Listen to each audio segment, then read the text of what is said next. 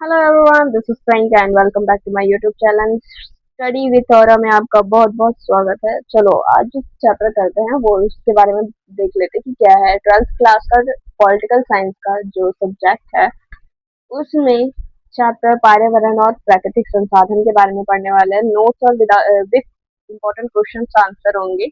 मुझे एक बात आप लोगों से ये और जाननी थी कि चैप्टर्स के में आपको जो बुक के जो क्वेश्चन होते हैं, जो अभ्यास के क्वेश्चन होते हैं, वो भी मैं आपको साथ के साथ कराते चलूँ या फिर क्या करना है, नोट्स और इम्पोर्टेंट क्वेश्चन को ही ध्यान दे रहे हैं?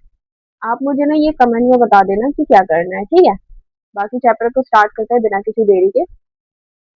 चलो, पर्यावरण और प्राकृतिक संसाधन में मानव जीवन के लिए अत्यंत महत्वपूर्ण है, ठीक है।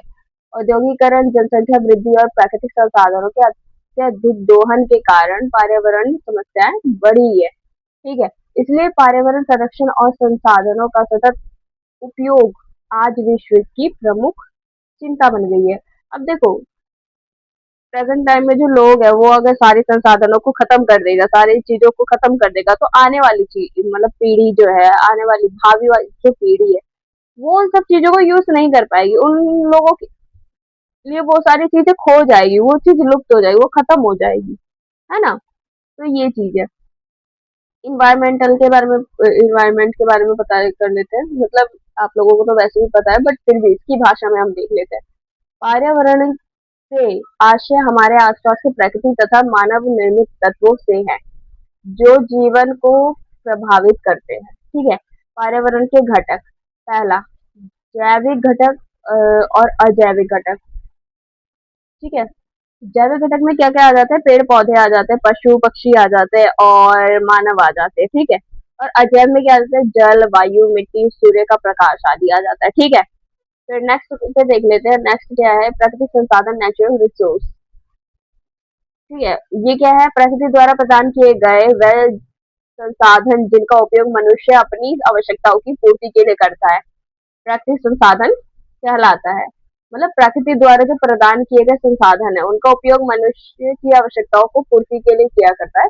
मतलब संसाधनों का उपयोग मनुष्य अपनी आवश्यकताओं को पूर्ति करने के लिए करता है, तो उसे प्राकृतिक संसाधन कहते हैं, ठीक है। अब प्राकृतिक संसाधन के प्रकार कितने हैं देख लेते हैं। पहला, नवीनीकरण संसाधन, जो पुनः प्राप्त किए जा सकते हैं, लाइक सौर ऊर्जा, पवन ऊर्जा, जल, ठीक है।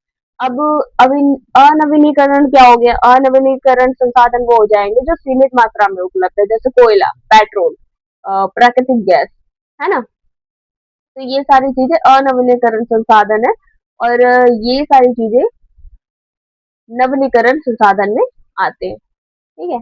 अब आ जाओ नेक्स्ट पे। वैश्विक पर्यावरण समस्या क्या है, वो चीजें बतानी है, ठीक है। पृथ्वी की औसत तापमान में वृद्धि वैश्विक ताप वृद्धि कहते हैं, ठीक है। जो पृथ्वी के औसत तापमान में वृद्धि है उसको वैश्विक ताप वृद्धि कहते हैं। कारण क्या है इसका? ग्रीन हाउस गैसों का उत्सर्जन, जीवाश्म ईंधनों का उपयोग ज्यादा हो रहा है, ठीक है। वनों की कटाई बहुत ज्यादा हो रही है। लाइक वन काट के, पेड़ काट के आप डेवलप तो कर रहे हो, बट फिर वही की जनरेशन, वहां पे रहने वाली जनरेशन, डेवलप कंट्री वाली जनरेशन, फिर वो सुकून पाने के लिए पहाड़ों पे जाती है, मैगी खाने, चाय पीने, लाइक सुकून पाने, ठीक है। प्रभाव, प्रभाव क्या है?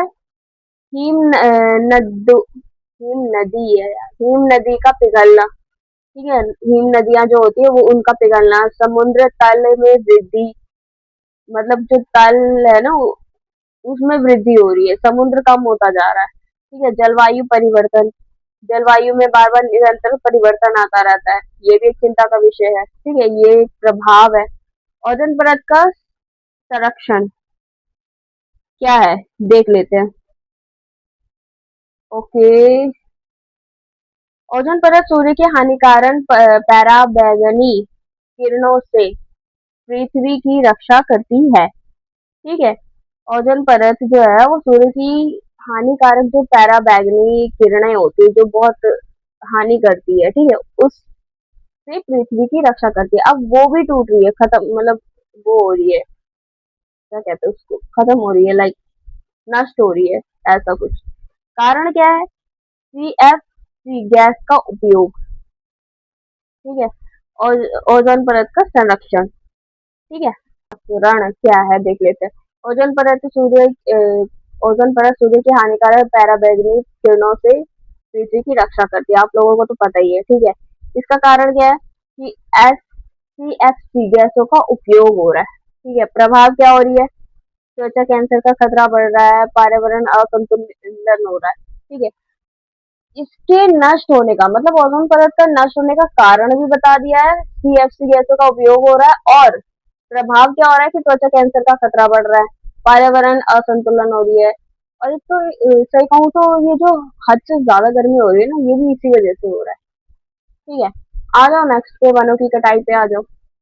वनों का अंधाधुंध विनाश वनों की कटाई कहलाता है, ठीक है। सॉरी।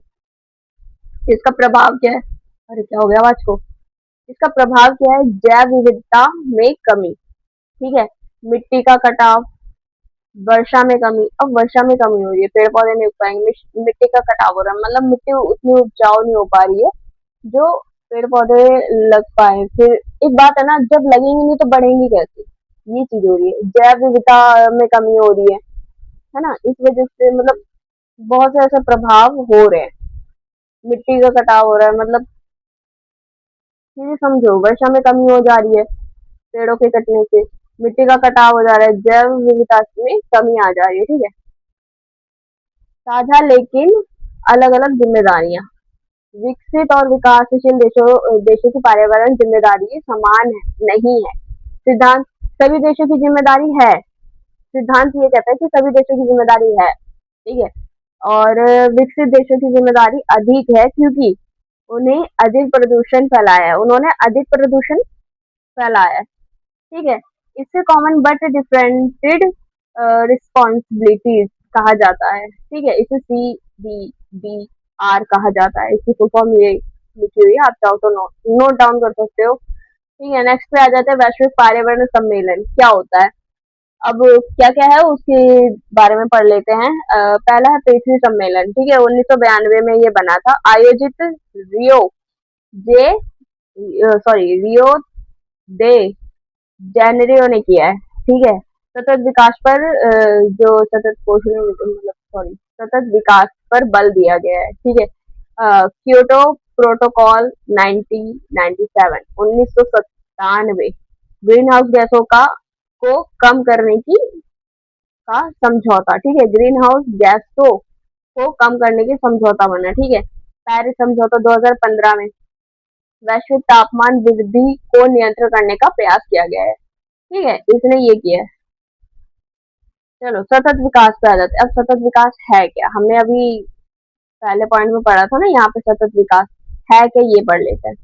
ऐसा विकास जो वर्तमान पीढ़ी की आवश्यकताओं को पूरा करे लेकिन भविष्य पीढ़ियों की भी आवश्यकता को समझे और मतलब उनसे समझौता ना करे।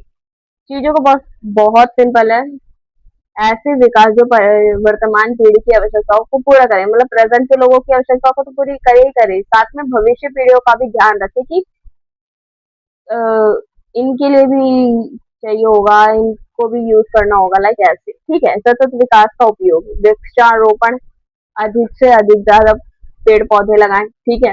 नवी अब देखो सिंपल सी बात है, बच्चों के लिए हम ज्यादा छोड़ के जाते हैं, पैसे छोड़ के जाते हैं, लाइक मेरे पास तो अभी है नहीं इतने पैसे जो मैं उन लोगों के छोड़ के जाऊं, ठीक है। तो हाँ, लोग अपने बच्चों के लिए बहुत कुछ छोड़ के जाते हैं, बट आप उनके लिए एक अच्छा पर्यावरण नहीं बना पा रहे हो। आप अपने छत पे एक दो पौधे लगा सकते हो, बट आप नहीं लगाते हो। आप कूड़ा जो आप ये चीज खाते हो, कोई भी रैपर होता है, वो आप सड़कों पे फेंक देते हो।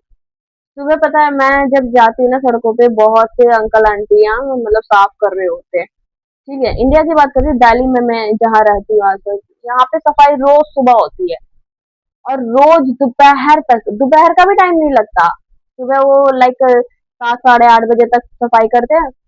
आप जाके देखोगे ना, वहाँ 12 बजे भी नहीं होंगे, 11 साढ़े 11 बजते हैं, वहाँ पे पूरा इतना हो जाता है। तो ये जिम्मेदारियां बनती है कि हम कुछ भी खाएं, रैपर होता है वो अपने पास रखें, या फिर जहाँ पे हमें डस्टबिन दिख रहा है वहां पे हम फेंक दें, ठीक है।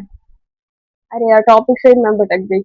वृक्षारोपण, सतत विकास के उपाय हम कर रहे थे, ठीक है। इसको मैं बता देती हूँ। तो सतत विकास के उपाय क्या हैं? वृक्षारोपण, नवीनीकरणीय ऊर्जा का उपयोग, नवीनीकरण ऊर्जा का प्रयोग, जल संरक्षण और प्रदूषण नियंत्रण। ये सारे उपाय हैं जो हम करें तो आने वाली पीढ़ियों को एक अच्छा इन्वायरमेंट मिल सकता है। ठीक है, आ जाओ नेक्स्ट पे, भारत और पर्यावरण संरक्षण। प्रमुख कदम भारत ने क्या क्या उठाया? पर्यावरण संरक्षण अधिनियम 1986 बनाया है, मतलब उसके अधीन पे काम किया है पर्यावरण को लेकर। ठीक है, राष्ट्रीय हरित अधिकरण ये बनाया है, स्वच्छता अभियान आप लोगों को पता ही है, नमामि गंगे परियोजना, गंगा को साफ करने का जो परियोजना बना है। ठीक है, ये सारे हैं। अब आ जाओ क्वेश्चन पे, बिना किसी देरी के जल्दी जल्दी क्वेश्चन को कंप्लीट करते हैं। ठीक है, आप नोट डाउन करना चाहो तो कर सकते हो, वीडियो को रोक कर फिर आप स्टार्ट करना। ठीक है, चलो पहला क्वेश्चन है, पर्यावरण से क्या आशय है? हमारे आसपास की जैविक और अजैविक तत्वों के समूह को पर्यावरण कहते हैं। ठीक है, नेक्स्ट क्वेश्चन, प्राकृतिक संसाधन क्या है? प्रकृति द्वारा प्रदान किए गए संसाधन जिनका उपयोग मनुष्य अपनी आवश्यकता की पूर्ति के लिए करता है, उसे प्राकृतिक संसाधन कहते हैं। सेकेंड, थर्ड, वैश्विक ताप वृद्धि क्या है? पृथ्वी के औसत तापमान को होने वाली वृद्धि को वैश्विक ताप वृद्धि कहते हैं। नेक्स्ट, CBRD क्या है? सॉरी, CBDR क्या है? साझा लेकिन अलग अलग जिम्मेदारियां का सिद्धांत, जिसके अनुसार सभी देशों की पर्यावरण की जिम्मेदारी है, लेकिन विकसित देशों की जिम्मेदारी अधिक है। ठीक है, फिफ्थ क्वेश्चन, सतत विकास क्या है? ऐसे विकास जो वर्तमान और भविष्य दोनों पीढ़ी की आवश्यकताओं को संतुलित बनाए रखे। सॉरी, आ जाओ मोस्ट इम्पोर्टेंट क्वेश्चन पे। ठीक है, वैश्विक ताप वृद्धि क्या है? इसके कारण और प्रभाव का वर्णन कीजिए। वैश्विक ताप वृद्धि का आशय पृथ्वी के औसत तापमान में नियंत्रण वृद्धि से है। यह मुख्यतः ग्रीन हाउस गैसों की वृद्धि मात्रा के कारण होती है। ग्रीन हाउस की गैसों की बढ़ती मात्रा के कारण होती है। ठीक है, अब कारण क्या है? एक कारण तो यहाँ बता दिया, एक कारण दूसरा देख लेते हैं। अगला देख लेते हैं, जीवाश्म ईंधन, कोयला, पेट्रोलियम गैस का अत्यधिक उपयोग। अत्यधिक, मैं मतलब एक गाड़ी में 4-5 बंदे जा सकते हैं, बट एक गाड़ी में अलग जा रहा है, फिर किसी का टाइम कुछ अलग है, मतलब एक ही ऑफिस में अलग अलग बंदे अलग अलग टाइम पे अलग अलग मतलब कार से जा रहे हैं, या फिर ऐसे बहुत सी चीज हैं जो यूज होती हैं, लाइक अत्यधिक उपयोग, मैं बोलूंगी नहीं आगे। वनों की कटाई हो रही है, औद्योगिकरण और वाहनों का प्रदूषण बढ़ता जा रहा है, और कार्बन डाइऑक्साइड की तथा ग्रीन हाउस गैसों का उत्सर्जन हो रहा है। ठीक है, अब प्रभाव क्या पड़ रहे हैं? नदियों का पिघलना हो रहा है, हिम नदियों का पिघलना हो रहा है, समुद्र के जल स्तर में वृद्धि, समुद्र के जल स्तर में वृद्धि हो रही है। ठीक है, जलवायु परिवर्तन हो रहा है, सूखा और बाढ़ जैसी प्राकृतिक आपदाओं में वृद्धि हो रही है, और कृषि उत्पादन पर नकारात्मक प्रभाव पड़ रहे हैं। बारिश कभी भी हो जाती है, खेत पूरा खराब हो जाता है, कभी धूप इतनी ज्यादा हो जा रही है कि मतलब जब पानी चाहिए होता तो पानी नहीं मिल रहा है, जब धूप चाहिए तो धूप नहीं मिल रहा है, मतलब कृषि उत्पादन में समस्या आ रही है। ठीक है, निष्कर्ष क्या निकला कि वैश्विक ताप वृद्धि मानव और प्रकृति दोनों के लिए गंभीर खतरा है। इसे नियंत्रित करने के लिए प्रदूषण कम करना और वृक्षारोपण आवश्यक है। नेक्स्ट क्वेश्चन पे आ जाओ। नेक्स्ट क्वेश्चन, सतत विकास की अवधारणा की व्याख्या कीजिए। ठीक है, तो आ जाओ उत्तर पे। सतत विकास वह विकास है जो वर्तमान पीढ़ी की आवश्यकताओं को पूरा करते हुए भविष्य की पीढ़ियों की भी आवश्यकता को समझे और प्रभावित ना करे, मतलब सही देख दाख के यूज करे या समझदारी से यूज करे। ठीक है, ओके, सतत विकास की विशेषता क्या है? प्राकृतिक संसाधनों का संतुलित उपयोग बताया जाता है इसमें, कि आपको कैसे क्या मतलब समझाया जाता है, उपयोग बताते हैं। पर्यावरण संरक्षण पर बल दिया जाता है, आर्थिक और सामाजिक विकास में संतुलन होता है, आने वाली पीढ़ियों के हितों की रक्षा होती है। ठीक है, और सतत की विकास के उपाय देख लेते हैं। उपाय क्या है? नवीनीकरण ऊर्जा का उपयोग, जल संरक्षण, वृक्षारोपण एंड प्रदूषण नियंत्रण जैव विविधता का संरक्षण।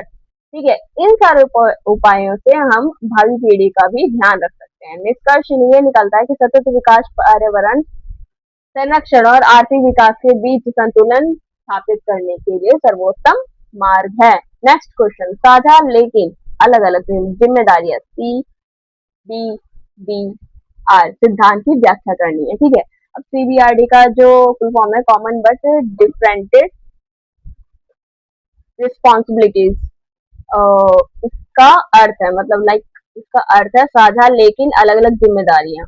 यह सिद्धांत पर्यावरण संरक्षण में संबंधी अंतर्राष्ट्रीय समझौतों का आधार है। ठीक है, प्रमुख बातें इसकी क्या है, पर्यावरण संरक्षण सभी देशों की साझा जिम्मेदारी है। ठीक है, विकसित देशों ने अधिक प्रदूषण फैलाया है, जो विकसित देश है उन्होंने अधिक प्रदूषण फैलाया है, इसलिए उनकी जिम्मेदारी अधिक बन जाती है। ठीक है, विकासशील देशों को आर्थिक विकास का अवसर मिलना चाहिए। ठीक है, विकसित देशों को तकनीक और वित्तीय सहायता प्रदान करनी चाहिए। महत्व क्या है इसका, पर्यावरण न्याय को बढ़ावा देता है। ठीक है, विकासशील देशों के हितों की रक्षा करता है, वैश्विक सहयोग को प्रोत्साहित करता है। निष्कर्ष ये निकलता है CBDR सिद्धांत पर्यावरण संरक्षण और आर्थिक विकास के बीच संतुलन स्थापित करने का प्रयास करता है। नेक्स्ट क्वेश्चन, फोर्थ क्वेश्चन पे आ जाते हैं, पर्यावरण संरक्षण में भारत की भूमिका का वर्णन कीजिए। ठीक है, भारत पर्यावरण संरक्षण के प्रति प्रतिबद्ध देश है और उसने राष्ट्रीय तथा अंतर्राष्ट्रीय स्तर पर अनेक प्रयास किए हैं। भारत के प्रमुख प्रयास क्या क्या हैं वो देख लेते हैं। पर्यावरण संरक्षण अधिनियम 1986 लागू किया है। ठीक है, राष्ट्रीय हरित अधिकरण की स्थापना की है, स्वच्छ भारत अभियान का संचालन किया है, नमामि गंगे परियोजना का बनाई है, सौर और पवन ऊर्जा को बढ़ावा दिया है और पेरिस समझौते के लक्ष्य को अपनाया है। ठीक है, अब इसकी चुनौतियां क्या आई, मतलब भारत को चुनौतियां क्या क्या आई वो चीज देख लेते हैं। बढ़ती जनसंख्या, जनसंख्या बढ़ रही है। ठीक है, प्रदूषण है, वनों की कटाई है, जल संरक्षण है। ठीक है, ये सारी चुनौतियां हमें आ गई है भारत के लिए। मतलब इस चीजों को मतलब पर्यावरण को बचाने में बस ये चुनौतियां आ रही है। ठीक है, नेक्स्ट पे आ जाओ। और कुछ लोगों की भी गलती है, कुछ लोग एजुकेटेड नहीं है, एजुकेटेड होके भी अपना वो जो मोस्ट क्या कहते हैं उसको हाई पावर वाला जो ब्रेन है ना उनका, वो जो चलाते हैं, क्या छोड़ो। इसका निष्कर्ष निकलता है भारत विकास और पर्यावरण संरक्षण के बीच संतुलन बनाने का प्रयास कर रहा है। ठीक है, नेक्स्ट क्वेश्चन पे आ जाओ, प्राकृतिक संसाधनों के संरक्षण की आवश्यकता एवं उपायों का वर्णन करो। ठीक है, प्राकृतिक संसाधन मानव जीवन का आधार है, इनके अंधाधुंध दोहन से पर्यावरण संकट उत्पन्न हो रहा है, इसलिए इनका संरक्षण आवश्यक है। संरक्षण की आवश्यकता क्यों है, संसाधनों की सीमित उपलब्धता है फर्स्ट। ठीक है, सीमित है, संसाधन सीमित है। ठीक है, अगर हम ही खत्म कर देंगे तो भावी पीढ़ी को कुछ नहीं मिल पाएगा, लाइक खत्म हो जाएगा उनके लिए। पर्यावरण संतुलन बनाए रखना आवश्यक है। ठीक है, भविष्य की पीढ़ियों की आवश्यकता को पूर्ति के लिए। ठीक है, जैव विविधता का संरक्षण के लिए। अब इसका उपाय क्या है, वृक्षारोपण और वन संरक्षण, जल संरक्षण, ऊर्जा की बचत, पूर्ण चक्र को बढ़ावा और नवीनीकरण ऊर्जा का उपयोग और प्रदूषण नियंत्रण। ठीक है, ये उपाय हैं। तो निष्कर्ष देख लेते हैं। प्राकृतिक संसाधनों का वो संरक्षण सतत विकास और मानव अस्तित्व के लिए अनिवार्य है। आ जाते हैं नेक्स्ट पे, पर्यावरण और प्राकृतिक संसाधनों से संबंधित प्रमुख वैश्विक समस्या का वर्णन कीजिए। वर्तमान समय में विश्व अनेक पर्यावरण समस्याओं का सामना कर रहा है। समस्याएं क्या क्या है, वैश्विक तापमान वृद्धि हो रही है, जलवायु परिवर्तन हो रहा है, ओजोन परत का क्षरण हो रहा है, ओजोन परत क्षरण हो रही है, मतलब उनको नुकसान हो रहा है ओजोन परत को, और वनों की कटाई हो रही है, जल प्रदूषण, वायु प्रदूषण, जैव विविधता का ह्रास हो रहा है और मरुस्थलीकरण हो रहा है। ठीक है, अब इसके प्रभाव क्या है, प्रभाव जो पड़ रहा है वो मानव स्वास्थ्य पर दुष्प्रभाव पड़ रहा है, मानव के हेल्थ पर बहुत ज्यादा असर पड़ रहा है। कृषि उत्पादन में कमी हो रही है। अब देखो, पर्यावरण में चेंजेस होंगे। जब कृषि को चाहिए बारिश, तब आ रही है धूप। अब जब धूप चाहिए, तब आ रही है बारिश। तो उत्पादन में कमी हुई, फिर ऐसे तो लाइक भुखमरी भी हो सकती है। बहुत बड़ी समस्या है ये तो। प्राकृतिक आपदाओं में वृद्धि हो रही है, लाइक कुछ का तो निपटारा प्राकृतिक आपदाओं से ही हो रहा है। खाने पीने की बात छोड़ो, पारिस्थितिक संतुलन का बिगड़ना, मतलब चीजें संतुलन में रहे, कंट्रोल में रहे ना, तो समझ आती है। पर पर्यावरण को लेके ना जो परिस्थितियां हैं वो बहुत, मतलब संतुलन नहीं बन पा रहा उसका। ठीक है, वो बिगड़ रहा है। चलो, निष्कर्ष देख लेते हैं। इन समस्याओं के समाधान के लिए अंतर्राष्ट्रीय सहयोग तथा सतत विकास की नीति अपनाना आवश्यक है। भावी पीढ़ियों के लिए हमारी ये जिम्मेदारी है कि हम उनके लिए भी चीजें बचा कर रखें। और थोड़ा ना दिमाग, इस शुद्ध हिंदी में वर्ड है, अ, सदुपयोग, वो क्या कहते हैं, विवेक पूर्ण तरीके से अगर हर चीज को यूज किया जाए तो यूज भी चीजें होंगी और साथ के साथ पर्यावरण में भी असर दिखेगा, मतलब वो ठीक होगा। ठीक है। स्टडी भी तो हो रहा आपसे लेता है वेदा। सो इसके नोट्स बना लेना। वैसे तो इतना डिफिकल्ट चैप्टर है नहीं, बट अगर आपको लगे कि क्वेश्चंस आपको नोट करने चाहिए तो आप नोट कर लेना। बाकी साथ के साथ मैं ये कहूंगी, हमेशा की तरह be happy, stay safe, stay healthy. Bye.